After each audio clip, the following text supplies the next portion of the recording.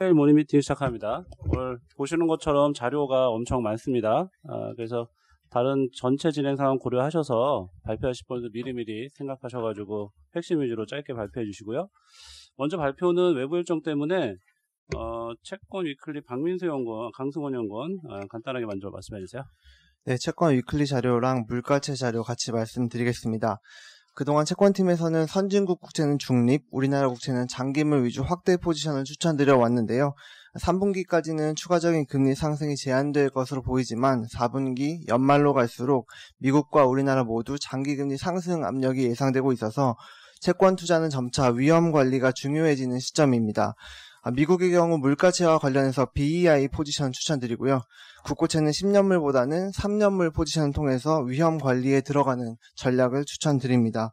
미국부터 간단히 말씀드리면 4분기 연말로 갈수록 내년의 경기 반등과 기대 인플레이션 확대가 예상되는 상황에서 지금은 국채보다는 물가채 투자에 관심이 많으신데요.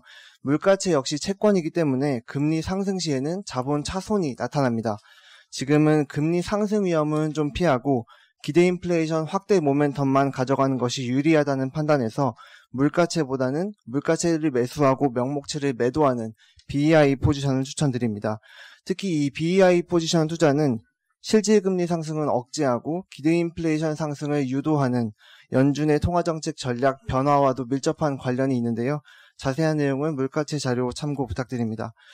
국고채도 지난주 금리 상승세를 나타냈는데 특히 정부가 4차 추경을 언급하면서 수급에 부정적인 영향을 끼쳤습니다. 내년에도 대규모 국채 발행이 불가피한 상황에서 시장은 정부의 의도와는 상관없이 발행 부담을 더 크게 반영할 것으로 예상되고 있어서 국고채 10년 금리는 높은 금리 매력에도 불구하고 변동성이 우려되는 상황입니다. 이러한 상황에서는 국고채 10년물보다는 3년물 투자를 통해서 위험을 관리하는 포지션을 추천드립니다. 이상입니다. 네, 이어서 계속 외부 일정 순서대로 몇 개 더 할 텐데요. 일단 음식료 쪽인데 7개 종목하고 스파 코멘트 같이 있습니다. 네, 이거 좀 간단하게 말씀해 주시기 바랍니다. 조민현 연구원입니다. 네, 음식료 스파 코멘트 위주로 말씀드릴게요. 2분기 주요 업체들 13개 기업들 기준으로 봤더니 음식료 업체들의 2분기 매출액은 전년 대비 6.6%, 그리고 영업이익은 43.4% 증가했습니다. 영업이익률 측면에서는 1.4%포인트 개선되는 호실적을 달성을 했고요. 무엇보다 이제 전년도 2분기 때 기저가 굉장히 컸고, 그리고 코로나19로 인한 국내 가정식 식품 수요 증가, 그리고 또 판촉 완화, 해외 시장에서의 고성장이 핵심 요인이었습니다. 특히 CJ 제당, 대상, 동원산업 요 3개 기업이 컨센서스 영업이익을 30% 이상 상회하는 호실적 달성했고요. 그 외 가공식품 업체들 중심으로 실적이 굉장히 좋았습니다. 상반기 때 코로나19로 인한 비성장적인 수요 있었다라는 거 사실입니다. 그렇기 때문에 이게 점진적으로 완화될수록 하반기 때 실적 개선폭은 조금 상반기보다는 축소되는 것은 사실이고요. 하반기 때 그래도 지속적으로 관심 필요한 업체들은 국내외 시장에서 점유율 상승되는 업체들이라고 좀 보고 있고요. 그 업체들로 CJ 제일제당, 그리고 KTNG, 오리온, 하이트진로, 농심, 삼양식품, 풀무원 요 기업들에 대해서는 지속적인 관심 필요하다고 생각합니다. 목표 주가 상향한 업체들만 말씀드리겠습니다. 농심하고 한국콜마입니다. 먼저 농심부터 말씀드리면 2분기 영업이익은 전년 대비 405% 증가했고요. 무엇보다 이제 국내 쪽은 1분기 대비해서 코로나19 영향 좀 완화되었지만 증가세는 계속 유지가 됐고요. 그리고 무엇보다 해외 쪽에서 그로스가 굉장히 두드러지게 나타났습니다. 중국에서는 30% 이상 40% 정도, 그리고 죄송합니다. 미국이 40%, 그리고 중국이 50%. 그렇게 전년 대비 매출액이 증가했고요. 지금 확인해 봤을 때 7월에도 기존에 있었던 증가율보다는 더 높은 수준으로 계속 증가세가 유지되고 있는 상황이라고 합니다. 농심 하반기로 갈수록 상반기 때의 그런 코로나19 영향은 다소 완화되겠지만 소비 저변의 확대의 측면에서는 굉장히 긍정적이라 보고 있고요. 계속 점유율 상승 측면에서 해외 쪽에서, 그리고 글로벌 기업으로서 계속 브랜드력이 강화되는 측면에서 계속 지속적인 관심이 필요하다고 생각합니다. 한국콜마 말씀드리겠습니다. 콜마는 추정치 변경하면서 기존 53,000원에서 63,000원으로 목표 주가 상향하고요. 2분기까지는 말씀드렸던 대로 그 코로나19 영향이 있었습니다. 따라서 특히 이제 CJ 헬스케어 이름이 HK 이노엔으로 바뀌었는데요. 이쪽이 영향을 좀 많이 받았고요. 따라서 영업이익은 생각보다 조금 잘 안 나왔는데 이제 뭐 지금 가장 내용 중에서 좋았던 게 중국 쪽에서의 그런 무석법인 신규 공장의 그로스였던 것 같습니다. 이제부터 좀 의미 있게 나오기 시작을 했고요. 2분기부터 기존에 있었던 공장과 무석공인 합산 그런 매출액이 전년 수준과 동일한 수준까지 올라왔습니다. 그래서 하반기부터는 이 중국 법인이 그래도 전년 대비해서 계속 그로스를 좀 세게 날 수 있다고 좀 생각하고요. 최고 고객사가 애터미입니다. 애터미 쪽 향 그런 매출이 애터미의 그런 중국 진출과 함께 계속 성장할 수 있다는 부분들이 또 긍정적인 포인트인 것 같습니다. 이상입니다. 네, 수고하셨고요. 이어서 계속 외부 일정 관계로 마지막 하나 더 할게요. 원자재 전략 황병진 연구원입니다. 네, 원자재 말씀드리도록 하겠습니다. 저희 올해 하반기 유가에 대한 전망이 $50는 넘지 못, WTI 기준으로 $50는 넘지 못하겠지만 40달러대 중반 정도 수준에서의 안정화를 전망을 하고 있습니다. 지금 5, 6월 급반등하면서 WTI 가격이 $40 위에는 좀 안착하고 있는 상황이지만 7월 이후부터는 그런 상승, 그런 탄력 자체가 상당히 좀 둔화되고 있는 양상이고요. 특히 7월 이후부터 유가의 상승세 자체를 좀 막고 있는 요인이라고 보면 오펙 플러스 산유국들의 감산이라고 하는 부분이 8월부터 그런 감산 규모가 좀 축소가 된다라고 하는 경계감이랑 그리고 미국을 중심으로 해서 다시 또 재확산되고 있는 코로나19에 따른 그런 수요 위축에 대한 우려감 자체가 좀 악재로 좀 작용한 바 있습니다. 그리고 지난주 같은 경우에는 오펙과 IEA가 8월 석유 시장 보고서를 내면서 올해 전 세계 석유 수요 전망치 자체를 좀 일부 하향 조정을 하면서 여전히 상단으로 올라가는 흐름 자체를 좀 제약을 하고 있는 상황인데 저희는 그런 에너지 섹터에 대해서는 연말까지 비중 확대 의견을 여전히 유지하도록 하겠습니다. $40대 중후반 정도 수준까지 좀 도달하기 전까지는 확대 의견 자체가 유효하다고 일단 보는 이유가 첫 번째로 오펙 플러스 산유국들의 그런 감산 규모 축소라고 하는 부분은 이미 4월 달에 합의 당시부터 예고가 됐던 부분이었었고요. 7월까지 한 달 연장 970만 배럴이 연장이 되고 나서 하반기까지는 770만 배럴 그리고 2022년 4월까지는 2018년 10월 산유량 대비 580만 배럴 낮은 산유량을 유지할 거기 때문에 단기적으로 공급 증가세 자체가 가파르게 나올 가능성은 상당히 제한적이다라고 좀 보고 있고요.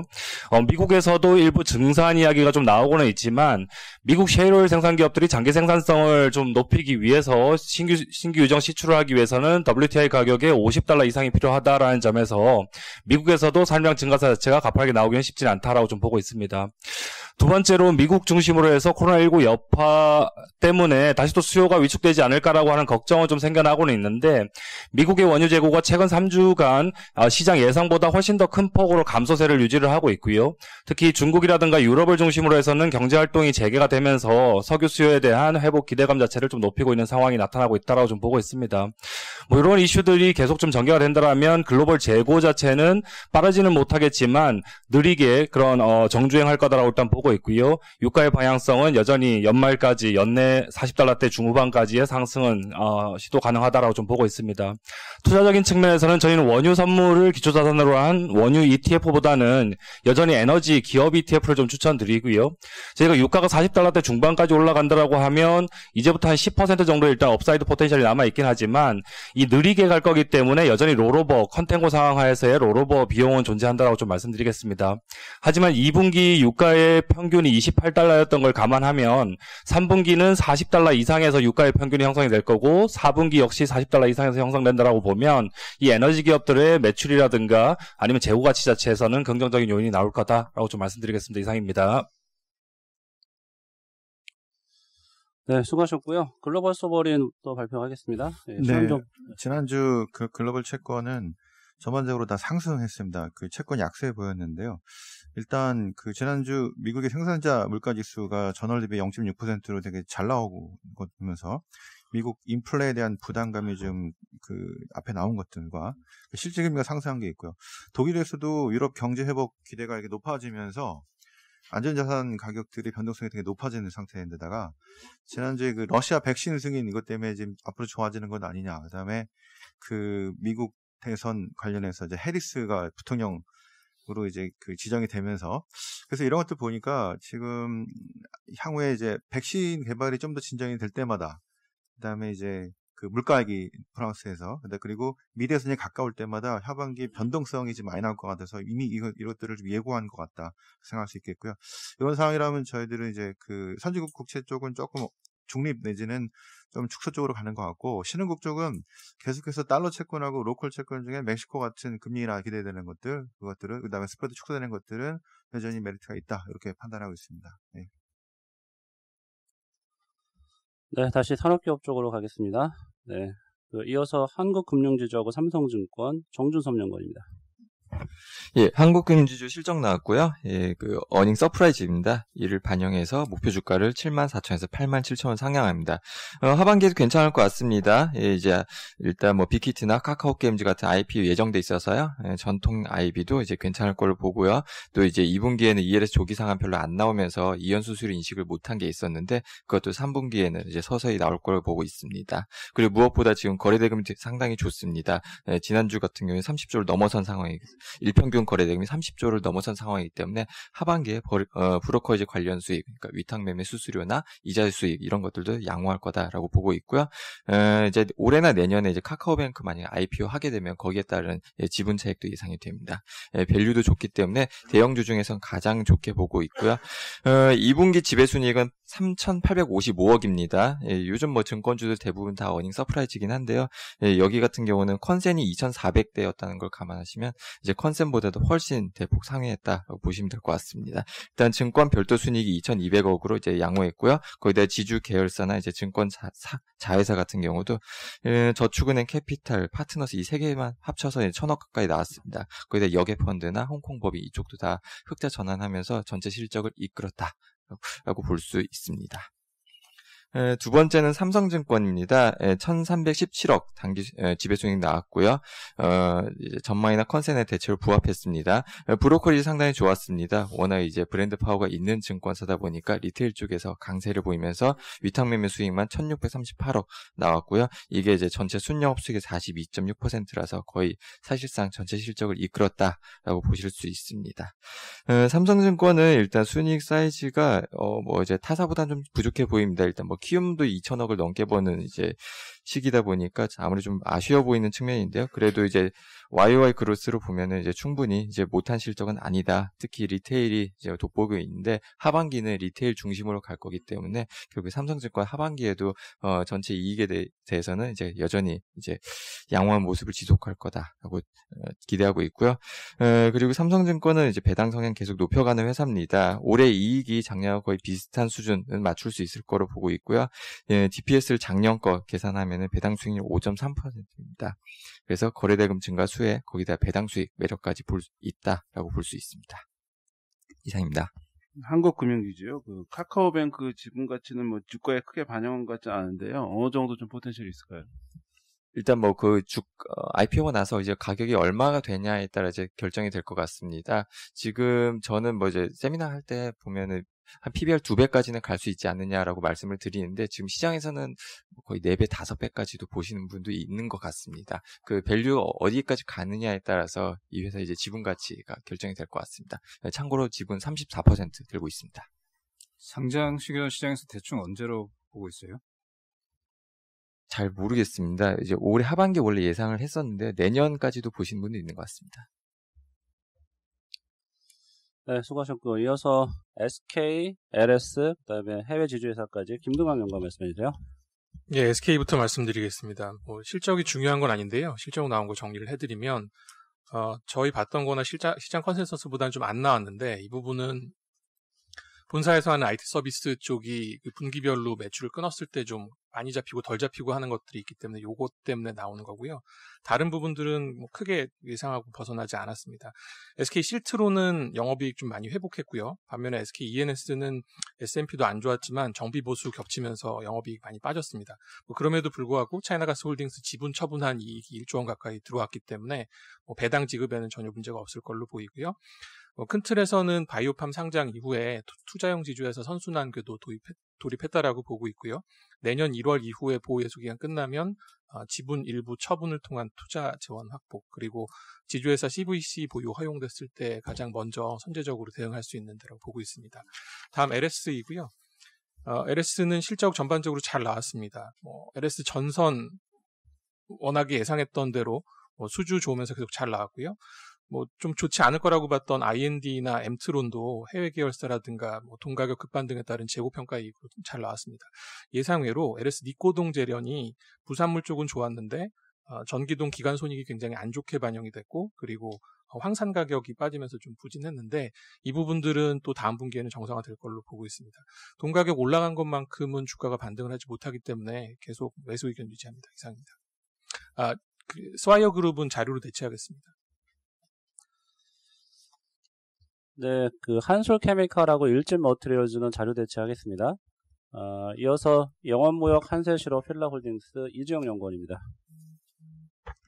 네, 휠라 먼저 말씀드리겠습니다. 실적은 안 나왔고요. 미국 매출은 전년 대비 한 60% 가까이 빠졌습니다. 그렇지만 지금 이를 반영하여서 주가가 지금 글로벌 소비재 하단까지 하락했거든요. 올해 실적 기준으로. 그래서 추가적인 조작 가능성이 없다고 보고 있고요. 그 다음에 미국과 유럽을 비롯해서 글로벌 소매 판매가 지금 회복되고 있고요. 마지막으로 저희 거의 현재 주가의 75%가 아큐시네트로 설명이 되는데, 아큐시네트가 하반기 실적이 상당히 좋을 것 같습니다. 그래서 주가는 여기서 더 빠질 일은 없어 보이고요. 좀 올라갈 일이 있지 않을까 이렇게 보고 있습니다. 다음 한세실업 말씀드리겠습니다. 여기 적자 전환했는데요. 미국 유통업체들이 파산을 이번에 많이 했습니다. 그래서 저희가 대손이 좀 발생해서 그렇고요.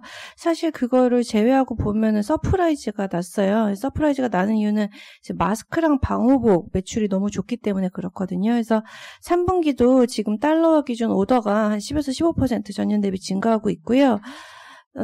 지금은 저희 면 마스크 정도만 생산하는데 4분기부터 부직포 마스크도 생산합니다. 그래서 여기 영업이익률이 좋더라고요. 그래서 생각보다 실적이 잘 나오고 있습니다. 그리고 영업무역 말씀드리겠습니다. 영업무역도 코로나로 안 나왔습니다. 특히 저희 메인 공장이 방글라데시에 있는데 여기 방글라데시가 아예 셧다운이 되었어요. 그 영향이 컸고요. 3분기는 여기도 오더가 전년 대비 증가 중입니다. 그래서 미국이나 유럽의 소매 판매 증가에 어떤 영향이 좀 있지 않나라고 보고 있고요. 저희가 스카시라고 자전거 브랜드를 가지고 있는데 최근에 대중교통 꺼리면서 유럽 쪽에서 자전거 수요가 크게 증가하고 있어서 2분기에도 실적이 잘 나왔고요. 3분기에도 잘 나올 것으로 보고 있습니다. 여기 지금 밸류에이션이 너무 싸서 이 종목도 괜찮을 것 같습니다. 그래서 최근에 OEM 주식들 좀 글로벌리 다 오르고 있는데 좀 한세랑 영원도 같이 오르지 않을까 보고 있고요. 휠라도 바닥은 찍었다라고 보고 있습니다. 이상입니다.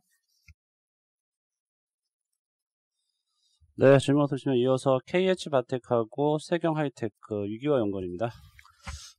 예, 실적들이 다 이제 공개가 됐는데, 이번 실적을 통해서 폴더블 스마트폰 관련주에서 탑픽이 좀 확실히 좀 정해진 것 같습니다.